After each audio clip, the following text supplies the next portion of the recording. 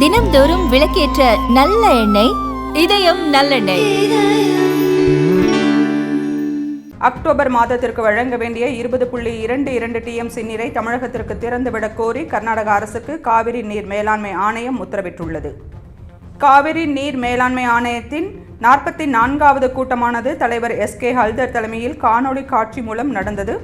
தமிழக அரசின் சார்பில் நீர்வளத்துறை செயலர் ஜெயகாந்தன் தலைமையிலான அதிகாரிகள் கலந்து கொண்டனர்.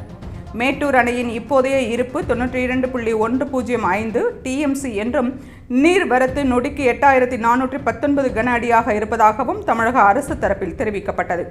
அதே நேரத்தில் விவசாயம், குடிநீர், தொழிற்சாலை பயன்பாட்டிற்காக அணையிலிருந்து நொடிக்கு 9033 கன அடி நீர் திறந்துவிடப்படுவதாக தமிழக அரசு தரப்பில் கூறப்பட்டது. கர்நாடக அணைகளின் நீர் இருப்பும் நீர் வரத்தும் கணிசமான அளவு அதிகரித்து வருவதால் உச்சநீதிமன்ற உத்தரவின்படி அக்டோபர் மாதம் தமிழகத்திற்கு திறந்துவிட வேண்டிய 20.22 TMC நீரை வழங்க வேண்டும் என தமிழக அரசு பிரதிநிதிகள் கோரிக்கை வைத்தனர்.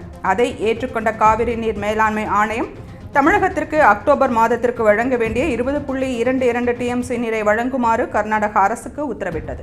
அக்டோபர் மாதத்திற்கு வழங்க வேண்டிய 20.22 TMC நீரை தமிழகத்திற்கு திறந்துவிடக் கோரி கர்நாடக அரசுக்கு காவிரி நீர் மேலாண்மை ஆணையம் உத்தரவிட்டுள்ளது. காவிரி நீர் மேலாண்மை ஆணையத்தின் 44வது கூட்டமானது தலைவர் SK ஹல்தர் தலைமையில் காணொலி காட்சி மூலம் நடந்தது.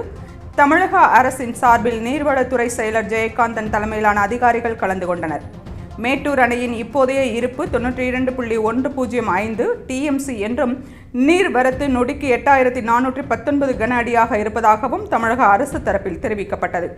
அதே நேரத்தில் விவசாயம், குடிநீர், தொழிற்சாலை பயன்பாட்டிற்காக அணையிலிருந்து நொடிக்கு 9033 கன அடி நீர் திறந்துவிடப்படுவதாக தமிழக அரசு தரப்பில் கூறப்பட்டது. கர்நாடக அணைகளின் நீர் இருப்பும் நீர் வரத்தும் கணிசமான அளவு அதிகரித்து வருவதால் உச்சநீதிமன்ற உத்தரவின்படி அக்டோபர் மாதம் தமிழகத்திற்கு திறந்துவிட வேண்டிய 20.22 TMC நீரை வழங்க வேண்டும் என தமிழக அரசு பிரதிநிதிகள் கோரிக்கை வைத்தனர். அதை ஏற்றுக்கொண்ட காவிரி நீர் மேலாண்மை ஆணையம் தமிழகத்திற்கு அக்டோபர் மாதத்திற்கு வழங்க வேண்டிய 20.22 TMC நீரை வழங்குமாறு கர்நாடக அரசுக்கு உத்தரவிட்டது.